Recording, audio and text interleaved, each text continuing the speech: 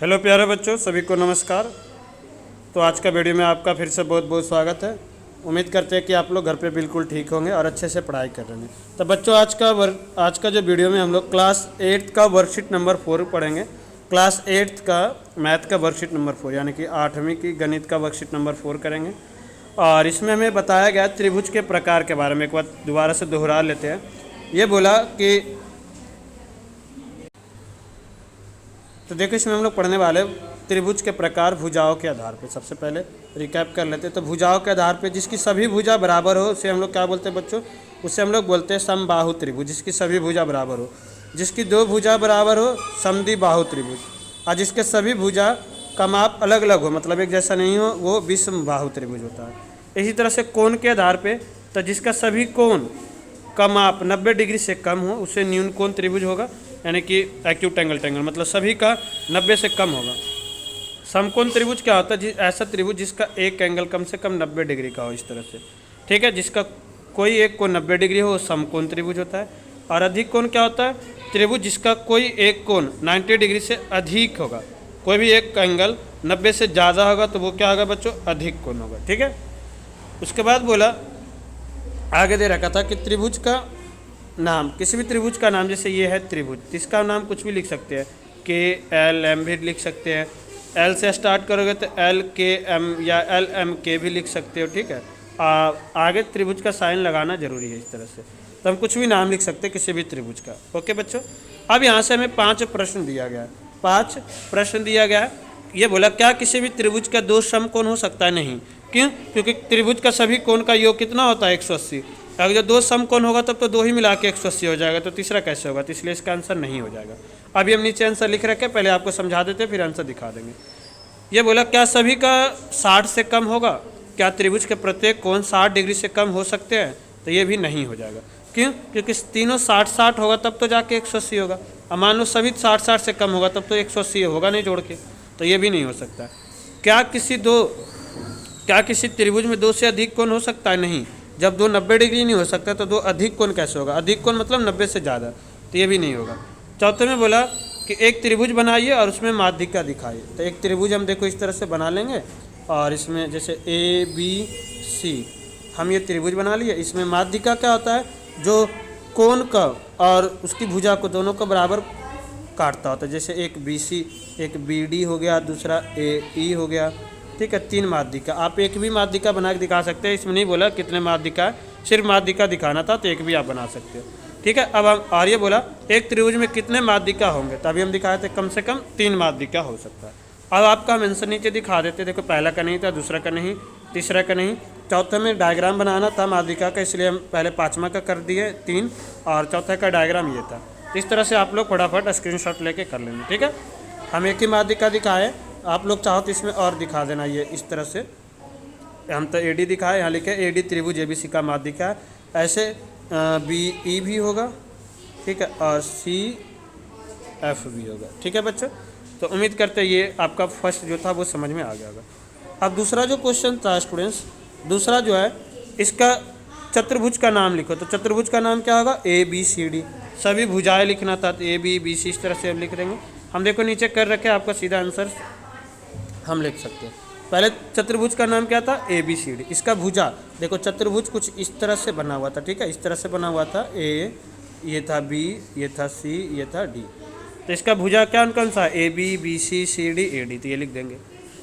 फिर था सभी कोण। तो इसमें 4 कोण, चतुर्भुज का 4 कोण है। वैसे तो बहुत सारे कोण बन रहा है, तो इसमें हम शॉर्ट में, जैसे इसका नाम एंगल ए लिख दिए शॉर्ट में। ऐसे आप लोग डी ए बी भी लिख सकते हो। तो angle A, angle B, angle C और एंगल डी।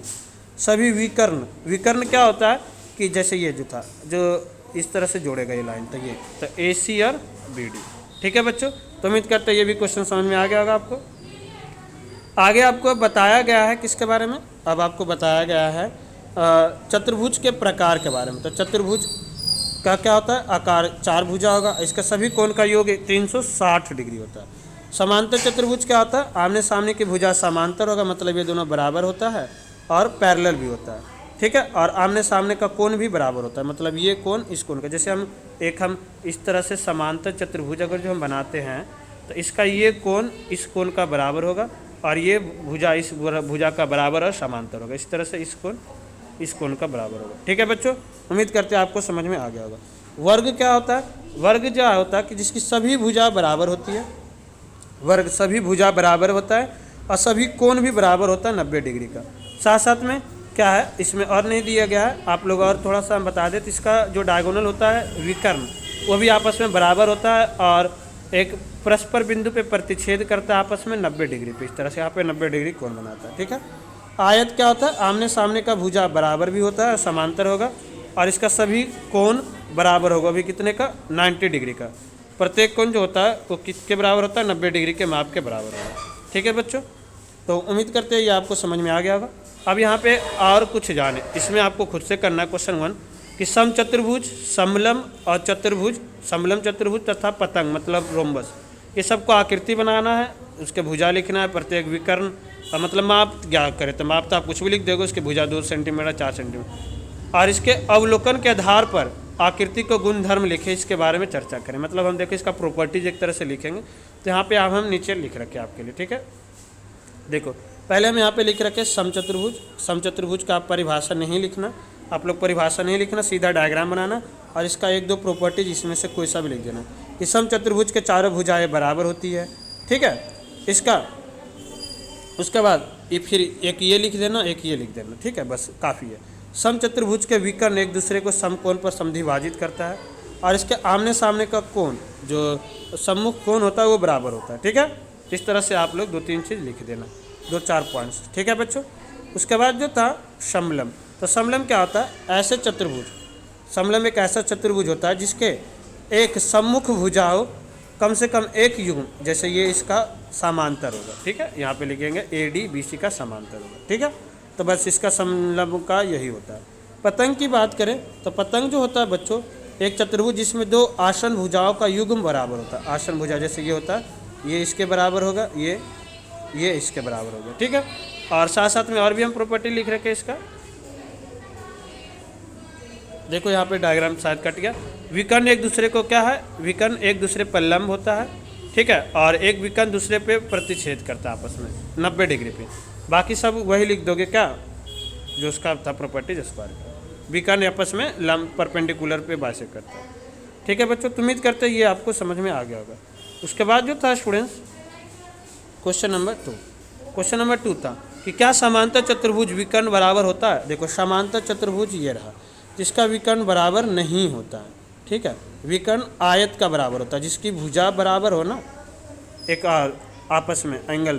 ठीक है, ये पैरेलल होता है और बराबर भी होता है, लेकिन इसका विकर्ण बराबर नहीं होता है। ठीक है, तो क्या समांतर? ये बोलेंगे नहीं, तो इसका आंसर आप लोग क्या लिखोगे बच्चों? नहीं लिख देना बस। तो इसी के साथ आज का वर्कशीट भी कंप्लीट होता है। उम्मीद करते हैं आपको बिल्कुल अच्छे से समझ में आया होगा। ठीक है, तो फिर मिलते हैं हम लोग अगली क्लास में। जब तक आप लोग घर पे सेफ रहिए, सुरक्षित रहिए। जय हिंद।